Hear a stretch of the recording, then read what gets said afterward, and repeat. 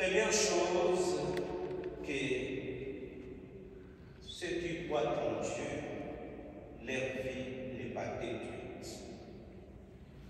La deuxième chose, ceux qui ont bien vécu, ceux qui ont fait du bien, la vie continue à travers leurs œuvres.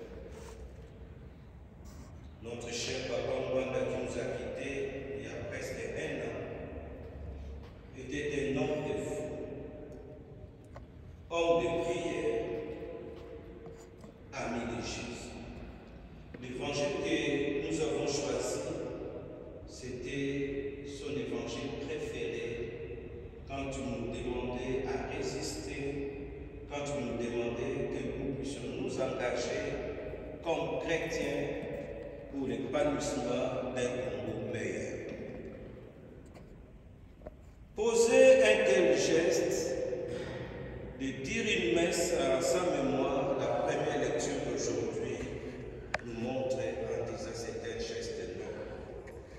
Parce que les fils d'Israël qui sont morts dans l'exil, dans une terre païenne, n'avaient pas de funérailles dignes. On les a abandonnés. Ils étaient des proies, des chiens, et discrètement, les uns pouvaient avoir la chance d'être enterrés et les autres étaient à la merci des chiens. Comme ils étaient en exil, le peuple d'Israël ne pouvait pas célébrer les funérailles religieuses. Ils sont passés, Judas Maccabée est passé auprès de tous les Juifs qu'ils connaissaient, demander un peu d'argent. Ayant fait la collecte, il a envoyé cet argent à Jérusalem pour qu'on puisse célébrer en leur mémoire des funérailles dignes des Juifs, fils, filles de Dieu. Et l'écrivain sacré dit, c'était un geste noble qui donne l'espérance à la résurrection. Que ceux qui sont morts, on ne les oublie jamais. Ils sont toujours avec nous, bien qu'absents, présents à travers leurs œuvres. Ce que nous pouvons dire de notre cher Papa Honoré, ce sont des bribes de choses de sa vie. Seul Dieu, qui scrute les cœurs et les reins, est capable à écrire une histoire droite sur notre cher Papa Honoré. Mais comme chrétien, je suivais quelques jours passés ses interviews sur sa lutte pour que le Congo devienne une terre meilleure. Il s'adressait à tous en disant: nous sommes tous des chrétiens. Nous sommes tous membres du corps du Christ. Et dans notre pays, disait-il, en RDC, selon son constat, il a dit 80% sont des chrétiens, sans distinguer les catholiques et les autres. Dans l'ensemble, il a dit 80% sont des chrétiens. Et avec ces chrétiens, amis du Christ, frères et sœurs du Christ, si nous nous engageons, nous pouvons reconstruire notre beau pays. C'était là ces expressions. Et faire de Congo une terre meilleure, car ce pays fait partie de notre histoire, de notre être, de notre lien.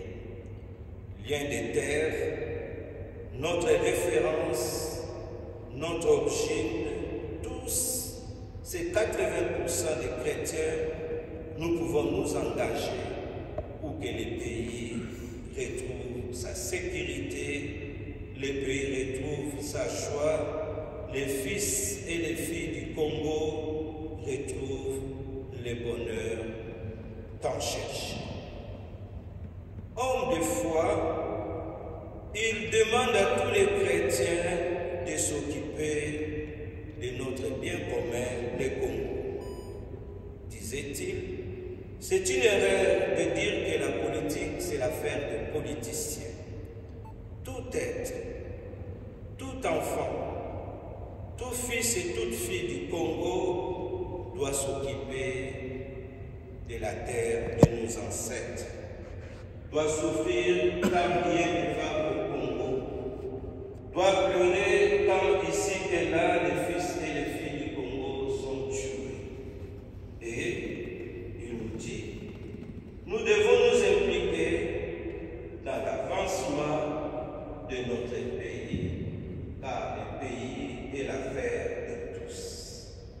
On ne dise pas, nous laissons aux politiciens de s'engager et nous devons nous croiser les bras, regarder. Nous devons tous participer. Alors, avec son bon lingala, il disait, Nzamba kosala te, soki biso pe tosali te. Aide-toi, le ciel t'aidera. Nzamba kosala, soki biso tosengage. Et j'avais même vu qu'il avait cité des auteurs, Saint-Augustin et même aussi Saint Thomas d'Aquin. Il était quelqu'un bien cultivé. Il a dit, Dieu qui nous a créés sans nous, il ne peut non plus nous sauver sans nous. Il nous invitait là à l'engagement de notre bien commun à sauver le Congo. Comme collaborateur de notre président Mobutu, il a travaillé avec lui pour assurer la sécurité du pays, pour que le Congo reste la terre, le lieu de vie de tous les fils et les filles congolais, les biens communs que Dieu nous a donnés, que même pas une partie de notre terre soit cédée ailleurs.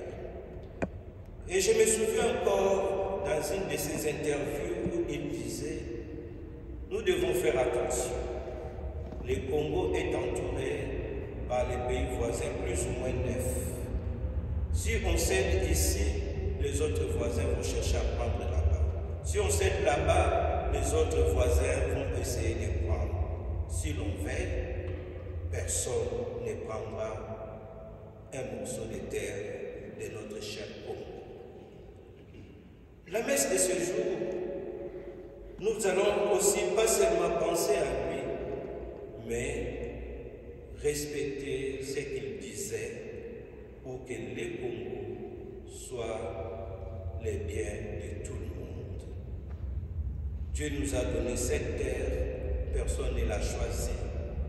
Comme nous ne choisissons pas nos familles, et nous sommes appelés à vivre, à protéger, à sauver ces lieux de vie, pour que ce soit un Congo meilleur, un lieu de vie meilleur. À regarder tout ce qui se passe à l'heure actuelle dans notre pays, le Congo, nous pensons que nous n'avons pas encore atteint l'objectif que Papa Honoré Ngwanda voulait du Congo. Les lieux où, comme dans la Bible, où coulent les laits et les miels. Nous ne manquons pas ces laits-là. Nous ne manquons pas non plus ces miels-là. Il y en a au Congo.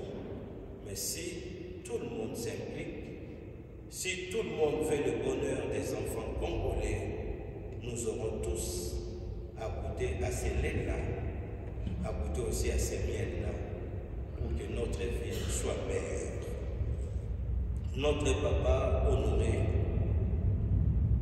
il était un homme dans sa vie correct. Et tout à l'heure, je parlais avec quelqu'un, j'ai dit, on devait commencer la messe à 11h, il est déjà 11h20. Là, nous n'aurons pas la personnalité du papa Honoré parce qu'il était ponctuel, correct, très propre, il s'habillait très bien, tiré à 4 épingles.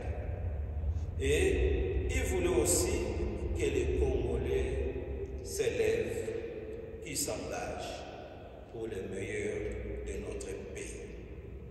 Sans l'engagement de chacun et de chacune de nous, le Congo sera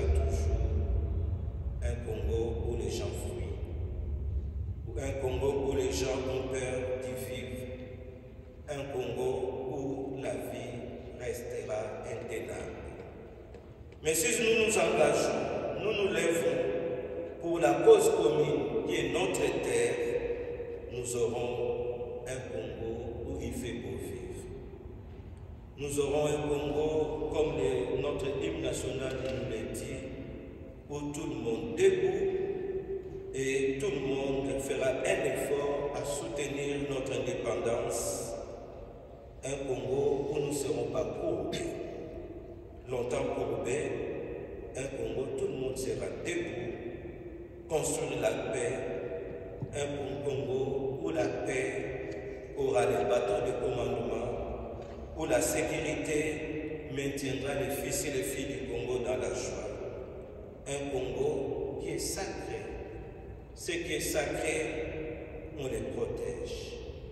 Ce qui est sacré, on les garde avec jalousie.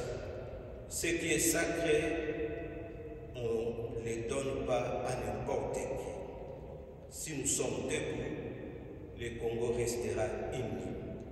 Si nous sommes debout, aucune portion des terres de notre pays partira. Si nous sommes debout, tous les Congolais envieront notre terre et trouveront leur lieu de vivre. Demandons à Dieu d'accorder à notre cher Papa Honoré Ngwanda la paix, qu'il voie son visage, qu'il a tant cherché et qu'il trouve grâce. Qu'il lui accorde grâce et miséricorde, la joie de vivre près de lui. Et que Papa Ngwanda, tout ce qu'il nous a dit, puisse demeurer vivant. Résistons pour que le Congo trouve sa place dans le monde. Résistons pour que les Congolais aient à manger, aient accès aux soins de santé, aient accès à la scolarité, aient accès à la vie meilleure. Amen.